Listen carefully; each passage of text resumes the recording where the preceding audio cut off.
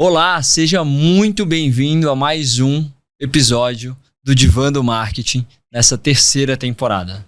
Eu estou muito feliz em receber vocês aqui com a gente, lembrando que esse é um lugar seguro, onde profissionais de marketing compartilham tudo aquilo que deu certo, mas também aquilo que não deu tão certo, e a gente faz isso sem nenhum tipo de julgamento. E como vocês sabem, o Divã ele não é terapia, mas ele é muito terapêutico. E hoje a gente tem um convidado especial, o Vitor Gomes. Ele é gerente sênior de marketing de produto na América Latina na Adobe, uma empresa referência de criatividade e inovação.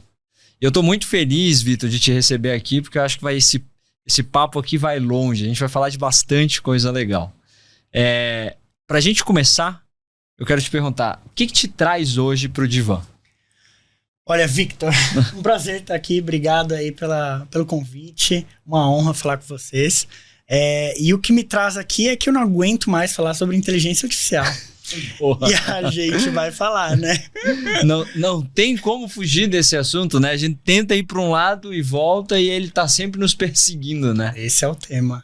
Esse é o tema do momento. E a Adobe tem uma inteligência artificial específica, né? Então, acho que é o Firefly. Que eu acho que para você sair de IA, então, vai ser mais difícil. Mas me conta, qual é o papel da IA em 2025, né? Porque a gente teve aquele momento de abertura inicial da tecnologia, né? De democratizar, todo mundo ter acesso facilitado. Teve o lançamento do Firefly. E agora, em 2025, eu estava vendo um dado, segundo o quadrante do Gartner, a gente está ali na crista da onda dessa primeira onda de adoção de tecnologia de IA. Como é que está sendo para você, 2025, o assunto de IA? Tá bombando, né? Eu acho que é super importante, tá todo mundo falando. É o momento, eu acho que as pessoas estão escolhendo quais são as IAs que vai trabalhar e que mergulhar. Pelo que eu vejo ainda, os profissionais têm esse apego em começar com aquela e seguir e ir trabalhando, mas eu acho que é o momento da gente testar várias, conhecer várias, entender o que está acontecendo no mercado e aí pegar aquelas principais e serem as que você vai usar no seu dia a dia, no trabalho, no pessoal. Então acho que é esse mais ou menos o momento aí que eu vejo o movimento do mercado. Legal. É sempre importante a gente continuar aprendendo e testar várias, né? Eu acho que isso é muito legal. E já é algo que virou dia a dia, né? É rotineiro, né? Estava comentando há pouco, assim, você trabalhar sem IA no dia a dia já é pedir para ficar para trás, assim, né? Eu acho que esse é o ponto. Eu acho que estamos todo mundo setado, todos os profissionais no mercado, do zero, começando agora, e a inteligência e o uso da inteligência artificial vai falar quem que são os profissionais que estão mais atualizados no mercado, quem que são os mais competitivos, quem traz mais inovação. Porque você sai do rotineiro e das ações básicas e repetitivas e começa a focar no que realmente precisa. Na estratégia, na dor do cliente, no lançamento de um produto. Então, como você tomar vantagem da IA, ganhar tempo para focar no que realmente precisa. Então, acho que é aí que a gente começa a distinguir ali os profissionais hoje do mercado. E, Vitor, quando a gente olha, eu estava vendo também um estudo recente de Harvard sobre o que as pessoas buscam fazer em IA, né? E comparando 2024 e 2025, geração de ideia. Em 2024 era o principal caso de uso, em 2025 é o terceiro caso de uso. E como que você vê esse mundo do criativo com a IA? Né? Vai substituir? Não vai? As coisas vão sair com cara de IA agora? Comenta um pouco sobre como é que você vê tudo isso. Legal. Eu acho que esse ponto que você falou de como que as pessoas estão usando, vai substituir, não aguento mais escutar isso, vai substituir a IA, vai substituir, não vai. Eu acho que o que a gente tem visto é que ela é um braço estendido, né? E como que as pessoas e os criativos mais utilizam é a ideation. Então, criar processos, o que eu quero fazer, como eu quero mostrar, draft mesmo das ideias, do papel, como colocar. Então, é muito mais uma conversa e uma troca, porque Brasil, autônomo, a quantidade de pessoas que cria conteúdo, que tem empresas pequenas ou começando do zero e precisa ter essa troca. Então, acho que a IA ajuda muito nesse ponto de você começar a não fazer aquele time, né? Como a gente também estava falando agora há pouco, e sim começar de um nível legal, assim, já com algumas ideias, com alguns pontos de vista diferentes. Boa. Então, essa parte de idealização do que eu quero é onde eu vejo os criativos mais apostando. Legal. E acho que é legal também pontuar, não tô mais escutando tanto sobre vai roubar o meu emprego. A gente ainda tem isso, acho que é uma preocupação muito válida e é muito importante, porque é novidade, então todo mundo questiona, né? Tudo que é novo leva um tempo até normalizar, né? Mas eu tô vendo muito mais não, beleza, o que eu posso tirar daqui como ganho, produtividade e me destacar e não deixar com cara de IA, que aí eu acho que é um outro trabalho, né? O que eu vou fazer, como que eu vou fazer, como que eu vou usar o prompt ali pra que isso fique com a minha cara e não uma coisa genérica. Né? Exato. Acho que é uma preocupação muito válida, mas que tá melhorando. Boa. Então a gente sai aí dessa pira de, meu Deus, vou perder o meu emprego, não vão ter mais agências, não vai ter nem diretor de arte. Deus. Não, acho que IA é mais uma ferramenta naquele cinto do Batman, assim, que a pessoa pode usar no dia a dia, assim como tantas outras, né? É isso, é exatamente isso que você pontuou.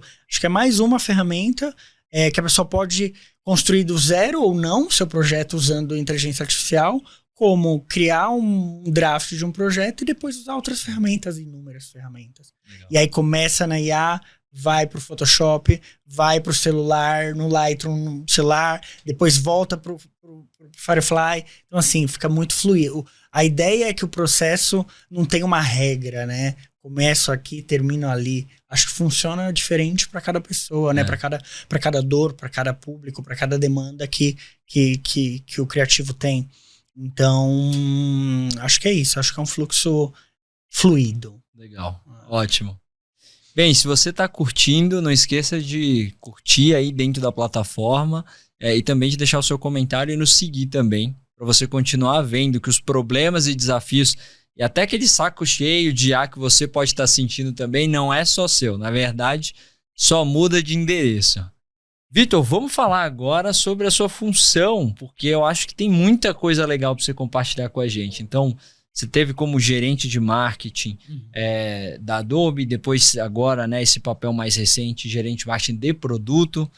Conta pra gente um pouco de erros e acertos ao longo dessa jornada, afinal, desde 2012 na Adobe, então acho que algumas histórias, né? Muitas histórias, né? Então, eu comecei em 2012 e na época estagiário, recebi a proposta, aquele processo confidencial, né? Nem sabia para onde estava aplicando. E aí descobri que a Adobe, falei, estudante de publicidade, né? Na faculdade, surtei, falei, sensacional. Acho que vamos apostar. E na época a gente estava passando por essa transição de modelo de caixinha, né? Tudo ali físico, era em dólares, que você pagava uma nota, o software tudo em inglês, então ainda tinha aquele, né? O modo como as pessoas usavam. E passar para o modelo de subscrição, de assinatura, de pagar aquilo mensal, de não ter algo físico. Então, isso foi um desafio gigantesco, colocar na cabeça de todo mundo que era o futuro. Antes mesmo de streamings, né, de estar bombando, de estar começando com os streamings, não era uma realidade tão comum. E que eu apanhei em evento, conversando com o usuário, falando, não quero, não vou, quero meu Photoshop, meu CDzinho. Então, foi bem desafiador, assim. Mas aprendemos muito. Acho que é aquilo, nem tudo que a gente está vendo agora, trazendo para a realidade de hoje, né? Um outro grande desafio do assunto que eu não aguento mais, que é IA, mas que eu vou voltar a trazer. Também estamos nesse momento. Então, tem muita resistência, mas a gente precisa passar por isso e depois a gente cresce muito. Então, a partir do momento que você comprava um software, você pagava aquele valor, você tinha ele físico, você perdia toda a atualização que vinha depois. Então, uma próxima compra que você teria as atualizações. Então, hoje, no modelo de assinatura, a gente consegue garantir que você tem um software mais atualizado, que todo mundo está usando, e você ganha produtividade com isso. Então, acho que foi isso. Acho que esse foi o grande, lá no início da carreira, quebrar esse pensamento. Lançamento de rede social, a gente não tinha nada localmente na América Latina, não tinha perfil tanto em rede social mesmo, no geral, como Instagram, LinkedIn, Facebook, e construir esse universo, entender como que a América Latina consumia a rede social, que a gente vive, né, respira a rede social localmente. Então, passar isso também para uma empresa global foi um desafio interessante, que teve muitos altos e baixos, muitos nãos, não temos verba, não vamos abrir agora o perfil, tem que esperar o momento certo. Então, acho que resiliência é um processo que ao longo desses 13 anos eu tive muitos projetos desenhados que estão na gaveta até hoje, que eu não consegui tirar. E eu acho que todo mundo que trabalha numa grande organização como a Adobe, isso é natural. Porque muitas vezes o headquarter, que vai ser a Europa, que vai ser os Estados Unidos, não entende essa forma nada linear do brasileiro pensar, dessa cultura do meme que a gente tem aqui, dessa multidisciplina que a gente tem aqui, né? E social eu acho que tangibiliza muito bem isso, né? É a essência do brasileiro. É do brasileiro para o brasileiro. Então é humor, é tirar sarro da sua própria realidade. Então, isso é muito a gente, né? Então, como que uma empresa, como você mesmo falou, globais entendem essa realidade, né? Porque se a gente não falar dessa forma, né? De uma forma bem humana, você não conecta. Fica quadrado e você não tem uma comunicação, porque no final não tem ninguém te ouvindo do outro lado, né? Você tá falando com você mesmo. Exatamente. Tô falando pro meu chefe ver, né? Exatamente. E o que você traz, assim, de... pensando na galera que tá ouvindo, que também trabalha em multinacional, que aí recebe aquele PDF super bonitinho, do tipo Estratégia de Comunicação Global. Você olha e você fala assim, não funciona no Brasil. Tipo, eu preciso mudar da água pro vinho aqui. Imagino que você, na posição que você já ocupou, você já fez isso várias vezes. Do tipo, olha, isso aqui dá, isso aqui não dá. O que você colocaria aí para os seus pares de outras organizações globais que estão aqui no Brasil como melhores práticas que você encontrou para conseguir trilhar esse labirinto corporativo e falar, olha, cara... Isso vai por aqui, não por ali, né? Exato. Não, ótima pergunta. Eu acho que o ponto principal e o que me ajuda muito no dia a dia é primeiro entender realmente qual que é a estratégia lá fora, né? Porque eu preciso mostrar o que é igual... que vai funcionar igual aqui na minha região e o que vai ser diferente. Como que eu vou mostrar o que é diferente? Baseado naquilo que eu tô vendo quando eu tô lendo o documento, eu preciso do cliente. Acho que o ponto principal, ou pelo menos na Adobe, o ponto principal é o cliente. O consumidor é o nosso foco. A audiência é o foco. Então, se a audiência fala que não funciona seguir esse caminho, não tem porquê, só porque nos Estados Unidos é aquele caminho que eu preciso seguir. Então, o que me ajuda e que eu aconselho todo mundo que trabalha em multinacional é voz do cliente. Conversar. E eu converso, eu tenho uma agência que vai setando no mês 5 conversas com clientes diferentes, aleatórios, de distintas partes do Brasil, para eu conversar 1 hora ali e entender a dor dele, como ele usa, o que ele vê, como que ele tá vendo o mercado, como que ele tá vendo os desafios ou as oportunidades, e entender realmente qual que é a realidade. Porque a gente vive em bolhas, né? Sim. Eu trabalho numa multinacional e converso com pessoas que trabalham numa multinacional, mas não é a realidade. Então a minha dor é diferente do cara que tá ali realmente usando o meu produto, sabe? Sim. Então acho que foi um grande divisor de águas para mim. Eu já fazia um pouco isso ali como gerente de marketing de redes sociais, onde eu não só analisava likes, compartilhamentos, mas eu queria ver os comentários. que a galera tava comentando. Esse social ali. listening é super importante. Né? Não, por que eu vou ficar só no macro ali? Não, quero. É o micro e é o não. A galera não apaixonada pela empresa que vai me dar a oportunidade para eu mudar a estratégia e crescer. Ótimo, legal. E dentro você operando numa forma América Latina e é bem diferente do Brasil. Queria que você comentasse um pouco sobre isso, né? Porque muitas vezes o mundo nos coloca no mesma caixinha, né? Não, é tudo América Latina, mas quando você começa a transitar entre países latino-americanos e eles entre Brasil, é completamente diferente, né? Estética visual, linguagem, é completamente diferente. Então não dá pra eu... E eu recebo muito essa pergunta dos Estados Unidos. Dá pra gente aproveitar o que a gente tá fazendo no Brasil pra... Não dá. Não vamos aproveitar o que tá sendo feito no Brasil pra espanhol. Primeiro começa pela língua, barreira linguística. Né? Português e espanhol. Já ali. Aí começa a tentar... Tá, mas dá pra aproveitar o que cria no México pra Colômbia... Algumas coisas conseguimos aproveitar, mas nem tudo. TikTok tá funcionando super bem no Brasil. Não é porque funciona bem que vai funcionar bem em outros países da América Latina. Posso testar? Me ajuda como me dá uma noção ali de... vou fazer um teste. Mas o conteúdo é completamente diferente. Então a seleção de influenciadores, o humor é diferente... A estética visual é diferente. E você leva mais teste do Brasil para esses países ou é desses países para o Brasil? Cara, eu faço muito dos dois, sabia? Eu costumava, quando eu tava bem nesse dia a dia das agências, o que eu costumava muito fazer, a agência do Brasil fez uma coisa que deu muito certo, vamos tentar fazer também. Então eu começava, criava aquela competição saudável. Uma briga de ego gostosa, né? Colocava o que deu muito certo no Brasil pra agência da América Latina.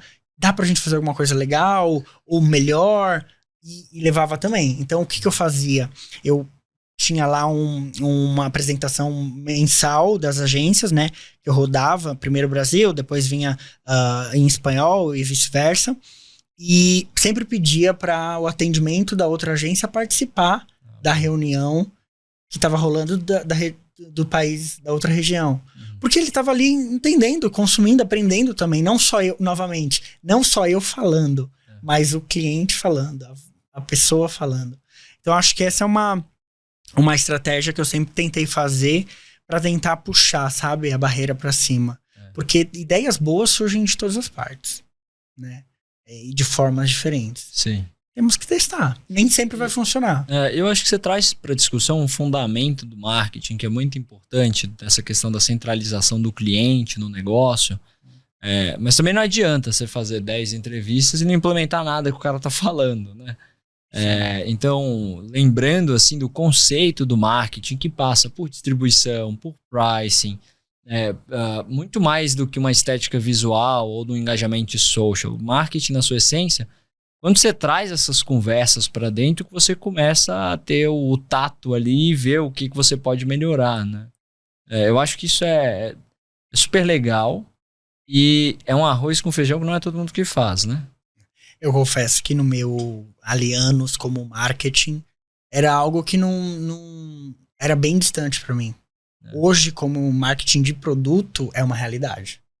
Então, eu me preocupava muito mais em como comunicar aquilo para minha audiência do que como ele estava recebendo e qual que era o feedback e como que eu ia levar isso para dentro. Hoje, o meu foco é outro, é como eu vou levar isso para dentro. A ponto de, vai lançar um aplicativo na região, testo, tem lançamento, pega feedback dos usuários no Brasil e eu falo, não está pronto no Brasil. Não vai lançar. Lança em outras regiões, mas aquele produto não vai ser lançado aqui. Sim. Porque não está pronto. Então, isso é bem legal, sabe? É um desafio, porque você tem aquela expectativa, não minha só local, como de uma corporação. Como vamos lançar o produto para aquela região, porque é uma região muito importante. Mas não adianta eu lançar. Eu posso lançar o produto não 100%? Às vezes eu até posso, às vezes até devo. Quando eu tenho uma concorrência tão grande, né? O mercado de inteligência artificial, tá todo mundo escolhendo qual inteligência artificial usar.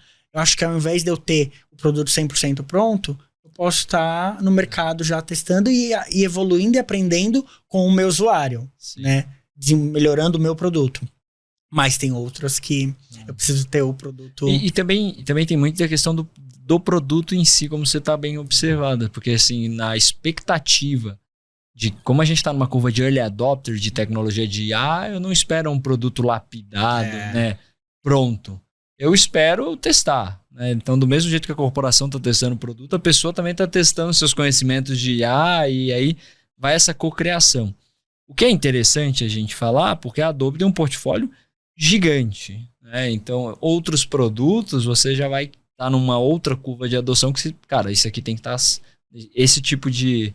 a expectativa aqui é diferente. É uma expectativa lá em cima, porque... pelo nome que a gente tem, por ser uma versão nova, enfim, né?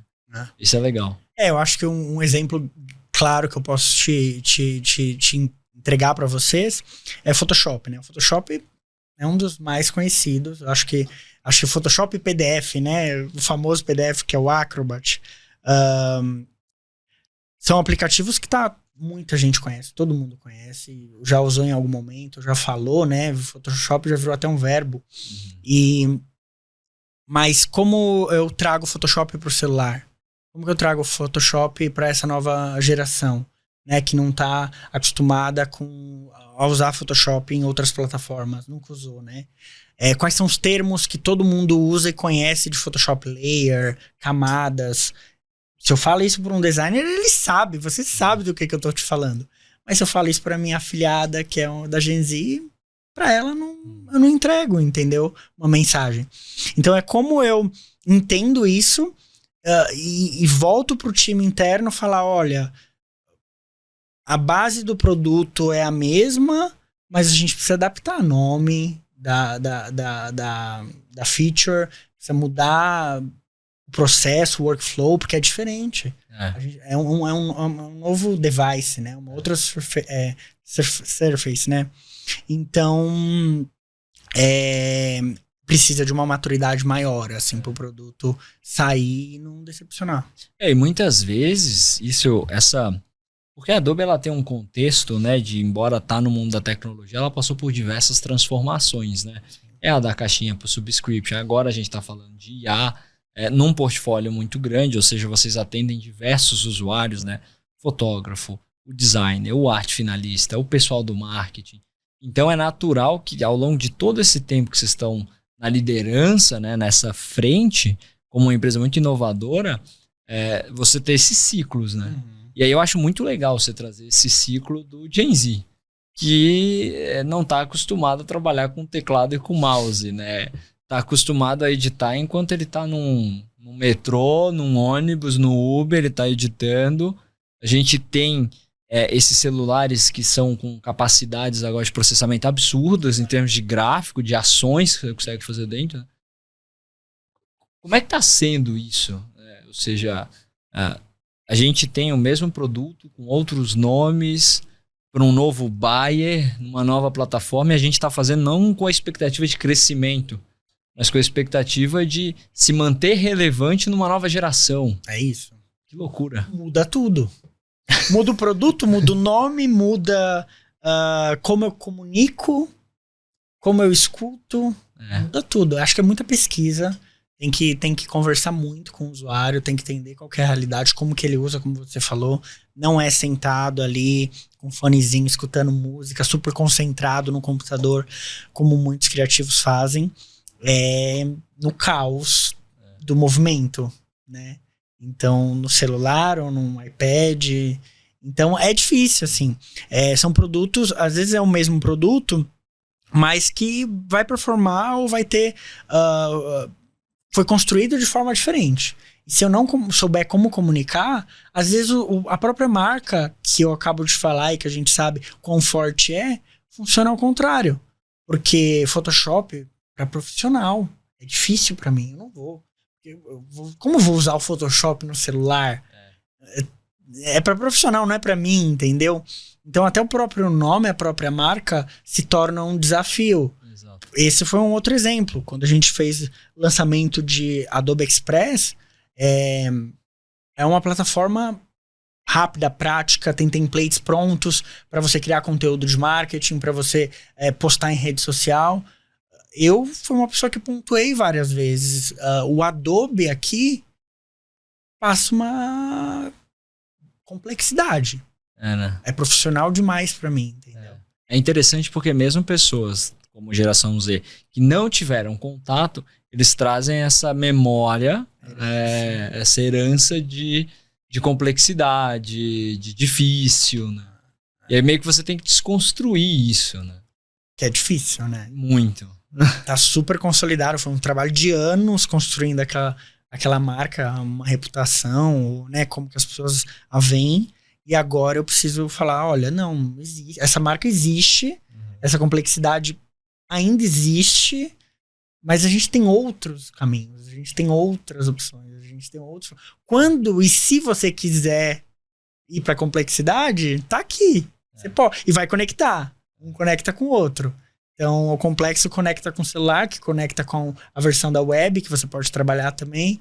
Então, eu dou caminhos. Legal. Mas eu tenho que desconstruir. É um trabalho árduo. O que você, estando numa multinacional e passando pelo desafio de uma transformação geracional, o que você tem aprendido?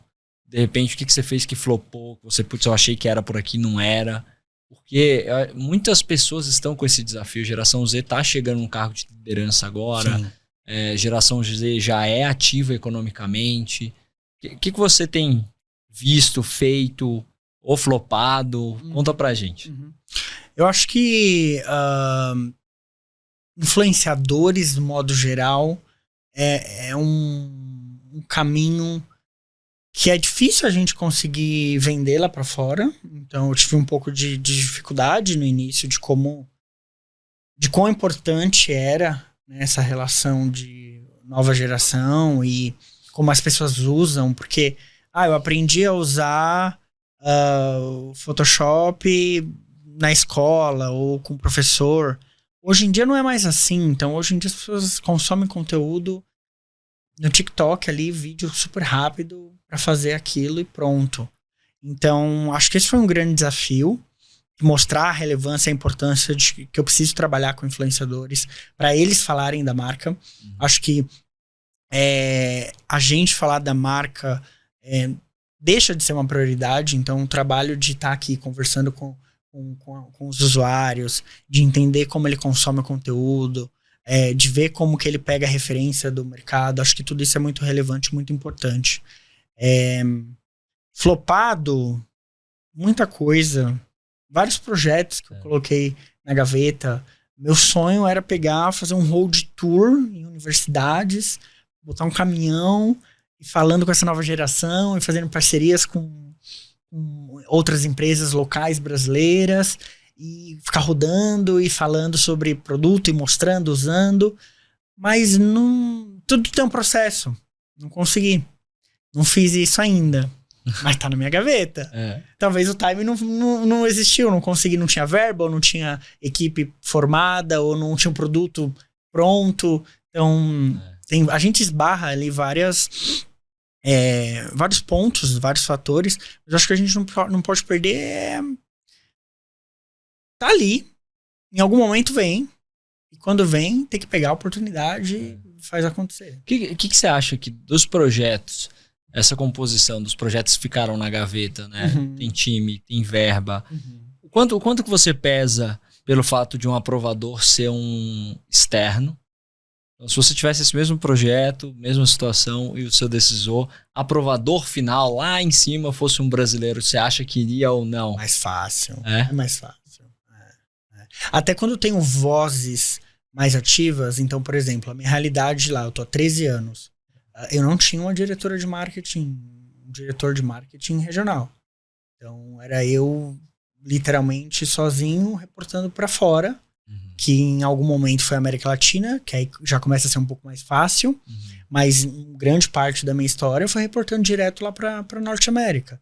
Então, quando eu tenho uma voz ativa, uma liderança local que compra a briga comigo, é muito mais fácil. Eu tenho mais voz, tenho mais poder, né? De brigar liderança para liderança. Eu consigo chegar lá e apresentar, mas até conseguir a aprovação leva um tempo. Então, sim. E aí eu pergunto isso porque a gente tem um contexto brasileiro de um país extremamente multicultura, de um território continental. Então, o que você vai fazer numa região talvez não vai fazer sentido em outra, né? E assim, essa riqueza de cultura é muito difícil você passar para um cara europeu, onde você tem diversos países que muda pouca coisa de um para o outro. Muda tudo, né? Política, feriados, o que é relevante, o que não é. Hoje eu reporto para uma gerente que é indiana, mas que mora nos Estados Unidos há muitos anos. Então, ela tem lá datas de feriados na Índia que são muito importantes para a Índia. E ela, mas essa data não é importante para o Brasil? Mas a gente deveria fazer uma ação no Brasil também.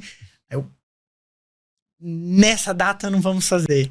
Não faz sentido. Vai ter muito backlash, não vai dar certo. Então tem que trazer, não só eu falar. Aí, novamente, o que eu volto lá, voz do cliente. Pega cliente falando, pega pesquisa de mercado falando, pega agência falando, olha, esse caminho não vai dar. Então, se a gente tem uma liderança mesmo local, é mais fácil o caminho. E a diferença dentro do Brasil, cara, isso pra mim, diversidade é um dos temas mais importantes pra mim em toda a minha carreira. É um tema que eu super advoco sempre, e sempre fez parte da nossa estratégia trabalhar com isso. Então, criadores, influenciadores, homens, mulheres, trans, não binários, pretos, brancos, indígena, do norte ao sul, sabe? Porque se a gente ficar só Rio, São Paulo, a gente novamente vai estar falando com uma bolha, né? Exato. E não é esse o objetivo. A gente precisa falar com a maioria das pessoas. Então, é um processo também que eu fiz questão de trazer. Eu acho que a diversidade, acho que assim, um dos pontos que eu vejo como mais importante na diversidade, como você comentou, é porque isso é combustível para a inovação. Eu sempre uso o exemplo, você está numa sala de reunião, todo mundo passou pela mesma escola, tem a mesma idade, morou no mesmo bairro, como é que você quer ter inovação, né? Como é que você acha que você vai ter uma ideia fora da caixa? Não tem.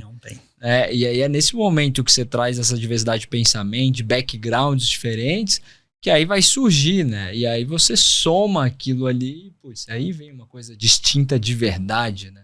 Que faça sentido. Exato. Eu amo aqueles estudos, eu não vou lembrar agora o nome de cabeça, mas era um mercado que entendeu o seu cliente, né? Tinha algumas pessoas com autismo e ir ao supermercado é um caos, é um puta de um barulho, é um estresse, é muita tensão. Imagina uma mãe com um filho autista indo ao mercado. E aí ele definiu um horário no dia que eles abaixavam as luzes, desligavam o som. Era um ambiente bem silencioso. Cara, bombou de vendas e deu muito certo e outras pessoas começaram. Então, assim, se você pensar no público que mais tem a dor e a necessidade, se você construir o produto para aquela audiência, a chance de dar certo para todos os outros é muito grande. Porque você pensou no nicho do nicho, sabe? Então é importante, a gente precisa olhar para a diversidade. Se ficar olhando para todo mundo a nível padrão, você vai ser mais do mesmo, né? Qual vai ser o diferencial? É difícil. E é uma lição, né, que a gente tem no marketing, a gente buscar falar cada vez com menos pessoas, porque aí é uma comunicação efetiva, né? É quando você consegue ter a simpatia do seu nicho, entender a voz, né? Aí você tá tendo uma comunicação que vai fazer a diferença. Caso contrário, é mais uma propaganda que você pula, é mais uma marca que você foi impactado que você já não lembra daqui a 30 minutos, né? E eu acho que tem um ponto muito importante que você está trazendo, que é a questão da voz do cliente, né? Como defensor do que funciona ou não nesse lugar quando você tem um stakeholder externo. A gente escuta muito a voz dos clientes em empresas brasileiras ou não? Qual que é a sua leitura dos seus pares com quem você conversa? Eu acho que ainda é pouco do que deveria. Acho que a gente ainda tá aprendendo a ter aquele marketing onde eu escuto mais e entrego uma resposta. Acho que a gente tenta ainda comercializar e vender muito aquilo que a gente acredita e tá apostando versus o que o cliente tá buscando. Pelo menos com algumas conversas que eu tive assim de bastidores, né, de outras áreas, de outras indústrias, de outros setores. Pra gente é super novo também, pelo menos localmente na América Latina. Então, cliente final é sempre prioridade, mas escutar e conversar realmente, o que eu quero falar é, a gente pode fazer isso, a gente deve fazer estudo de mercado, mas pegar o executivo e escutar do cliente, é isso que a gente fez. A gente fez recentemente. A gente recebeu VPs da Adobe aqui no Brasil, pela primeira vez, alguns. E o que a gente fez um estudo na USP, chamamos usuários para irem lá, tradução simultânea, e conversando com os usuários, e eles escutando os usuários falando. Então eu tenho um VP escutando um designer brasileiro e qual é a dor dele. E eu escutei eles falando, meu Deus, é diferente realmente, sabe? Então isso é bacana, isso é legal. Não é só aquele fazer porque tá no playbook, né? É realmente como fazer, porque tem diferença. E trazer depois isso para dentro de casa, né? Ou seja impactar um roadmap de produto, uma campanha, ou seja, tornar isso um dado acionável, né? Ficou claro. Ficou. O VP de marketing, ele é VP de international, então ele não cuida da Norte América, ele cuida de América Latina, Europa, Ásia, África, outras regiões, Japão, e para ele ficou claro, realmente o Brasil tem uma peculiaridade, rede social, humor, é importante, então precisa ser pensado tratado de forma diferente. Eu achei isso super bacana, porque tem muito VP que nunca pisou no Brasil e é responsável por Brasil, né? Eu acho que só dele pisar, botar o pé ali em Guarulhos e andar na Paulista... e chegar no Morumbi, né? Isso já é uma diferença. Depois você manda ele, sei lá, pro Belém, aí dá uma volta em Santa Catarina, pronto, o cara já vai falar, meu Deus, isso aqui é outra coisa. É outra realidade. Que bacana.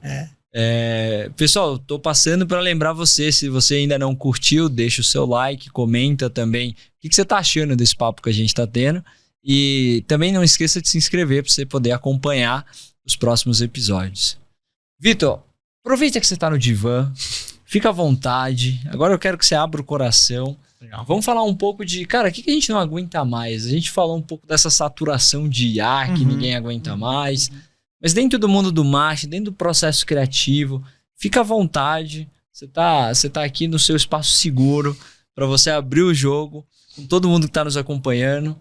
Que o que você não aguenta mais, provavelmente outras pessoas também não aguentam mais. Então, conta pra gente aí o que você tá saturado. Assim, legal. Pra gente falar um pouco sobre. Esse lado, né? É um silo de mídia, e aí que não conversa com a campanha, que não conversa com... E acho que isso é uma dor também que eu tenho visto muito grande, assim, de dificultar o trabalho de todo mundo, porque cada um tem um silo e um objetivo KPI diferente. Isso. ROI, mas eu quero vender, mas eu preciso de awareness, se eu botar awareness é muita grana, então eu não vou por esse caminho, vou colocar em mídia porque eu tenho retorno, mas se eu não fizer awareness, eu não vou ter demanda.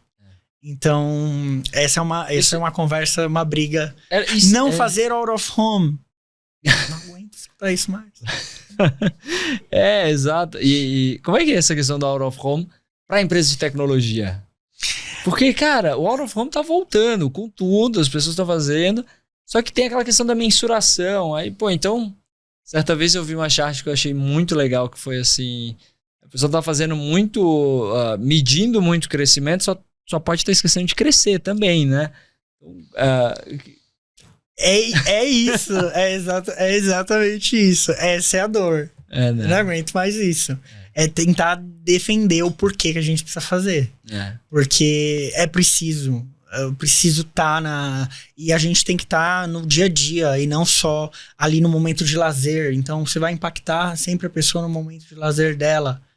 Eu tenho que estar no trânsito, eu tenho que estar em diversos pontos do dia a dia. É uma jornada totalmente não linear, né? Não linear. E aí, se você fica fazendo fundo de funil toda hora, é bem isso, pô. O cara tá assistindo Netflix lá e aí você tá aparecendo. O cara tá ouvindo um podcast, você tá aparecendo. Daqui a pouco você cria um ranço.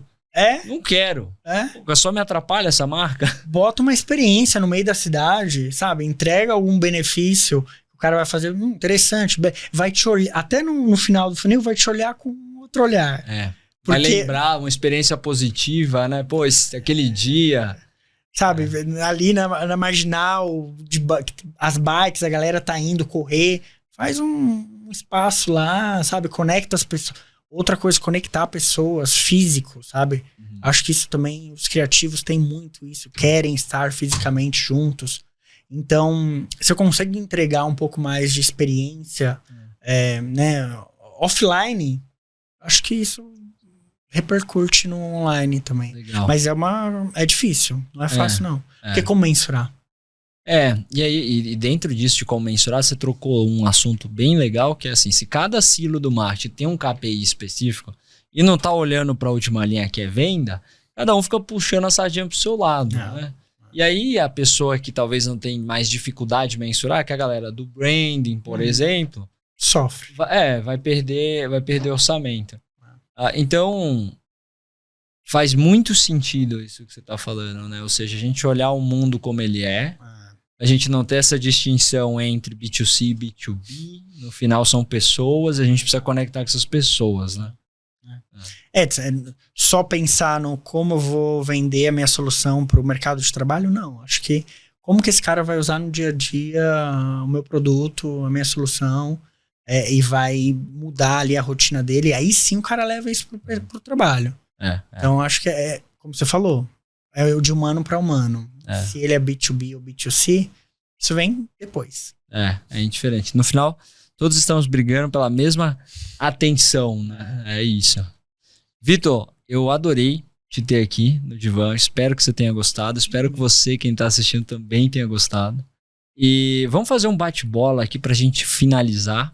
Queria te fazer algumas perguntas rápidas e aí você compartilhar com a gente. Uma frase. Sempre encontrarei uma forma para voar. Boa, inspiradora. Um livro. A Pele que Habito. Boa. Uma inspiração.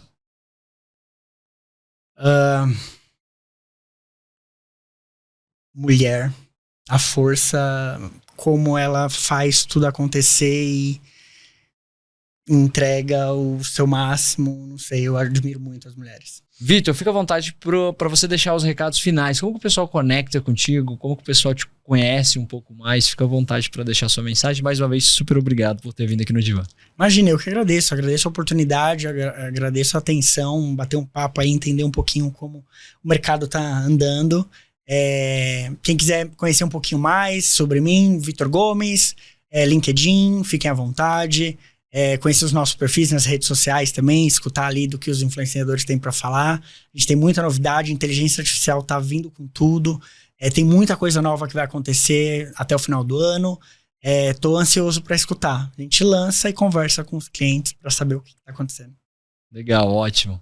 Valeu, pessoal. E se você gostou desse episódio, deixe o seu comentário, curta e fique por dentro do Divã nos próximos episódios. Até mais.